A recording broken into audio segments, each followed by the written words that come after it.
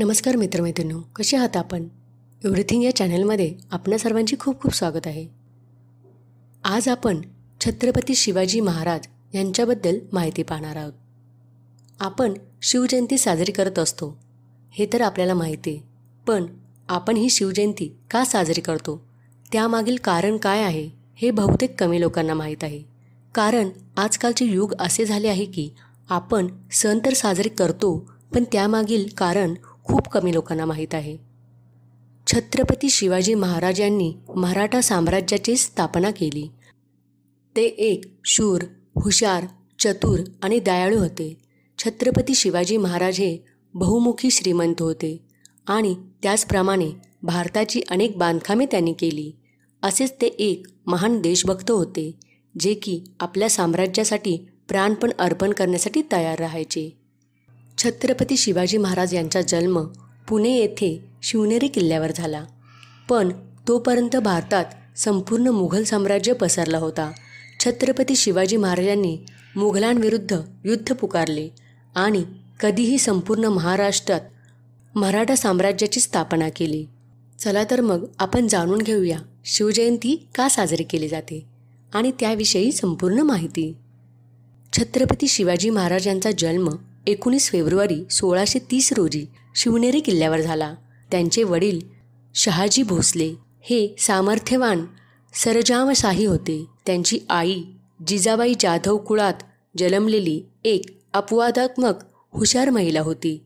शिवाजींच्या मोठ्या भावाचे नाव संभाजी होते. ते बहुतेक वेळा वडील शहाजी भोसले यांच्या समवेत राहत असत. शहाजी राजे यांची दुसरी पत्नी तुकाबाई मोहिते या होत्या. त्यांना एक मुलगा राजे नावाचा मुलगा झाला. शिवाजी महाराजांच्या चारित्र्यावर पालकांचा मोठा प्रभाव होता. त्यांचे बालपण आईच्या मार्गदर्शनाखाली घालवले. ते राजकारण आणि युद्ध शिकले होते. त्या काळातील वातावरण आणि घटना त्यांना चांगल्या प्रकारे समजण्यास सुरुवात झाली. स्वातंत्र्याची ज्योत त्यांच्या हृदयात पेटली आणि एकत्र येऊन काही विश्वासू मित्रांना एकत्र केले. शिवाजी महाराजांचे 14 मे 1640 रोजी साईबाई निंबाळकर यांच्या समवेत पुणे येथील लाल महाल येथे लग्न झाले होते. त्यांनी एकूण 8 विवाह केले. वैवाहिक राजकारणाद्वारे सर्व मराठा सरदारांना एका छताखाली आणण्यात यश मिळवले. शिवाजी महाराजांच्या बायका सईबाई निंबाळकर, त्यांचा मुलगा संभाजी, सखूबाई, राणूबाई, सोयराबाई मोहिते, पुतलाबाई पालकर, गुणवंतबाई इंगळे, सगुणाबाई शिर्के, काशीबाई जाधव, लक्ष्मीबाई विचारे, सकरबाई गायकवाड. विजापूरचे राज्य परस्पर संघर्ष आणि परकीय हल्ल्याच्या काळातून जात होते. अशा साम्राज्याच्या सुलतानाची सेवा करण्याऐवजी त्यांनी विजापूरच्या विरोधात मावळांचे आयोजन करण्यास सुरुवात केली. मावळ प्रदेश पश्चिम घाटाशी जोडलेला आहे आणि सुमारे 150 किलोमीटर लांबीचा आणि 30 किलोमीटर रुंद आहे. संघर्षातील जीवनामुळे त्यांना कुशल योद्धा मानले जाते. मराठा आणि सर्व जातीचे लोक या भागात राहतात.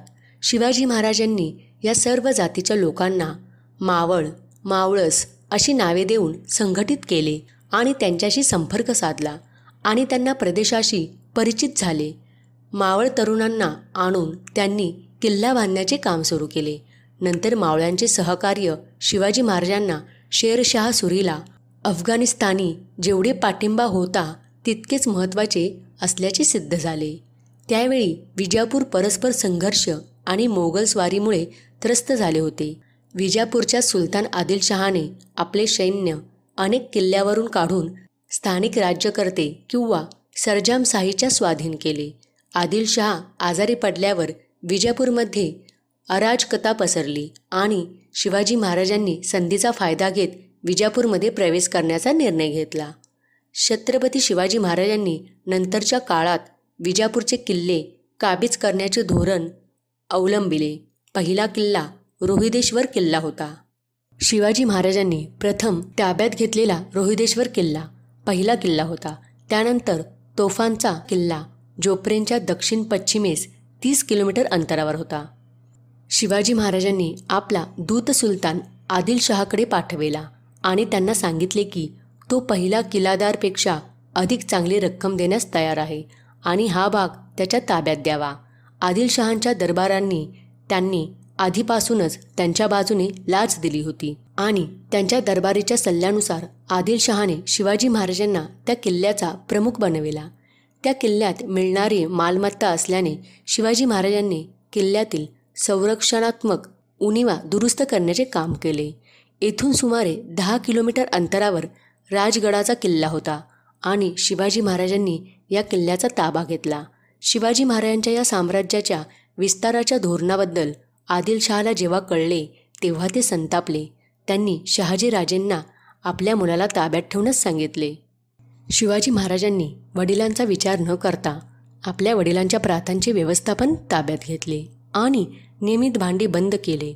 राजगडनंतर त्यांनी चाकणचा किल्ला ताब्यात घेतला आणि त्यानंतर कोंढाणा किल्ला. अस्वस्थ होऊन त्यांनी शिवाजी महाराजांचे 23 किल्ले सर्वात सक्षम मिरचाराज जयसिंग यांना पाठवून ताब्यात घेतले. त्यांनी पुरंदरचा किल्ला नष्ट केला. या कराराच्या अटी मान्य करून शिवाजी महाराजांना आपला मुलगा संभाजी मिराजा जयसिंगच्या ताब्यात द्यावा लागला.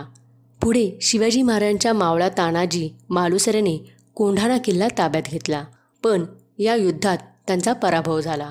कोंढाणा ताब्यात घेतल्यानंतर त्यांचे नाव सिंहगड असे ठेवले गेले.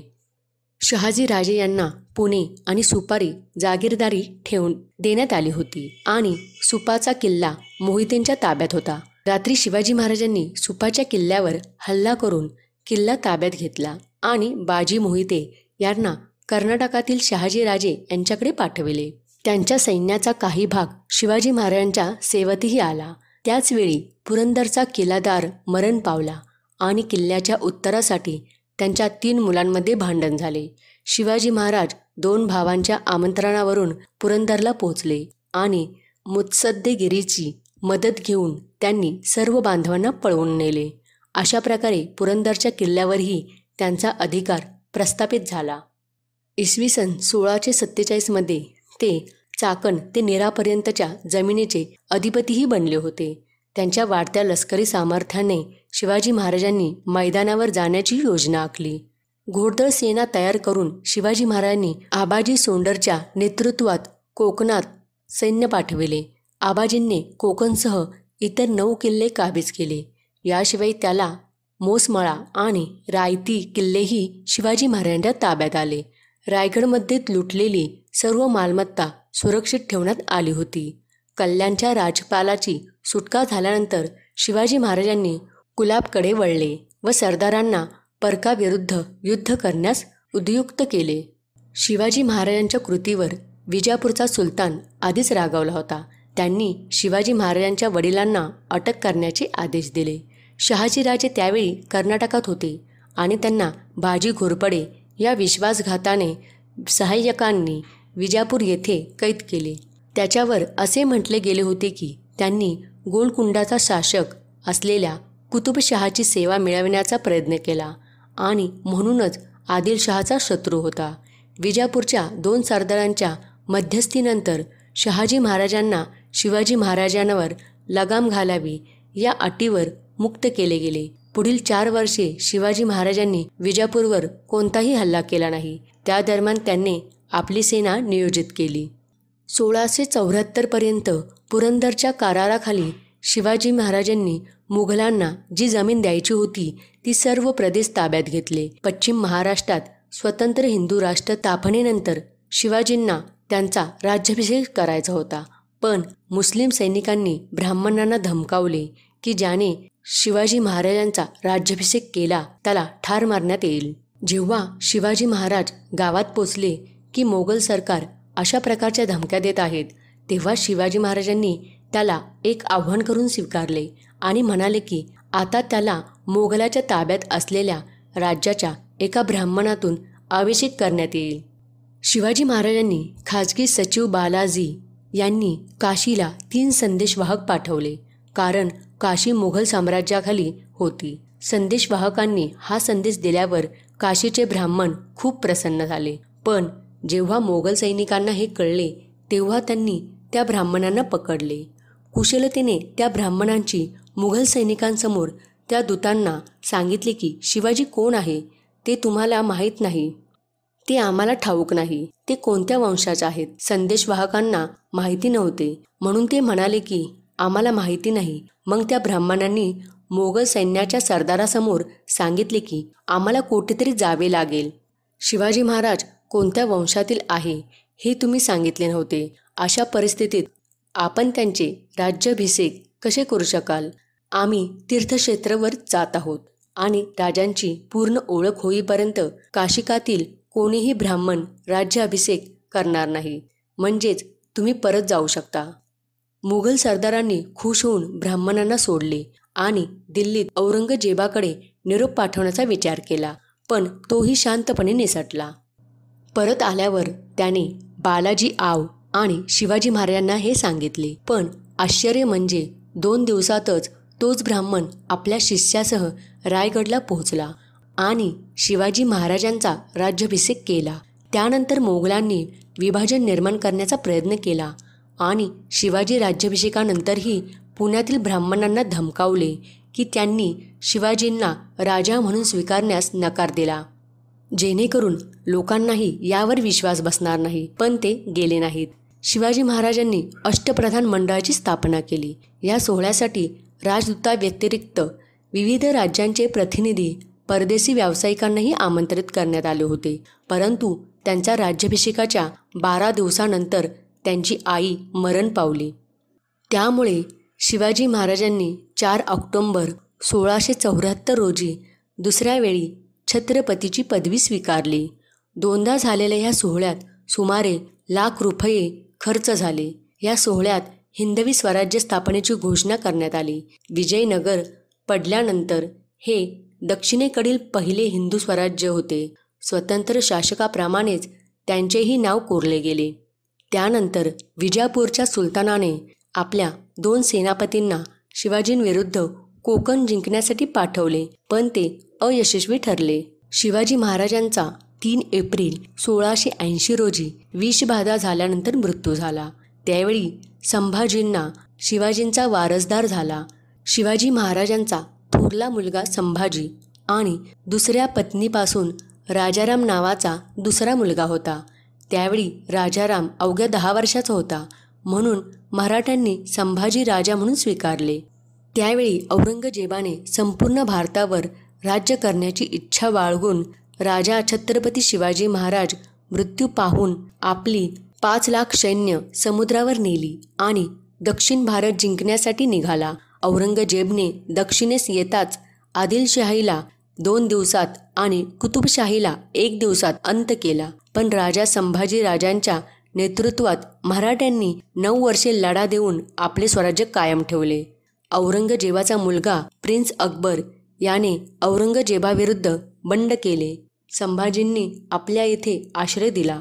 औरंगजेबाने पुन्हा एकदा संभाजीविरुद्ध जोरदार हल्ले करण्यास सुरुवात केली. शेवटी संभाजींच्या पत्नीचा खरा भाऊ गणोजी शिर्के यांच्या मुखबिरात त्यांनी 1689 मध्ये संभाजींना मुकरब खानने कैदी बनवले.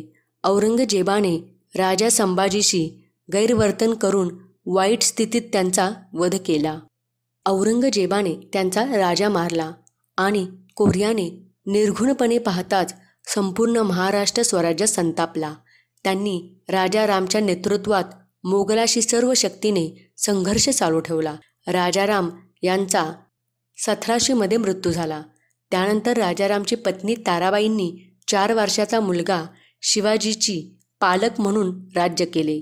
अखेरीस मराठी स्वराज्याच्या युद्धाच्या 25 वर्षानंतर औरंगजेबाची 30 छत्रपती शिवाजींच्या स्वराज्यात दफन झाली. तर मित्रमैत्रिणींनो, कशी वाटली तुम्हाला ही माहिती? आपण छत्रपती शिवाजी महाराजांचा जन्म, शिक्षण याबद्दल माहिती पाहिलीत. तर ही माहिती तुम्हाला नक्की आवडली असेल. जर ही माहिती तुम्हाला आवडली असेल तर तुम्ही नक्की कमेंट करून मला सांगा आणि हा व्हिडिओ जास्तीत जास्त शेअर करा. असेच विविध प्रकारचे व्हिडिओ पाहण्यासाठी आमच्या चॅनेलला लाईक आणि सबस्क्राईब करा आणि बेल आयकॉनला प्रेस करा. धन्यवाद.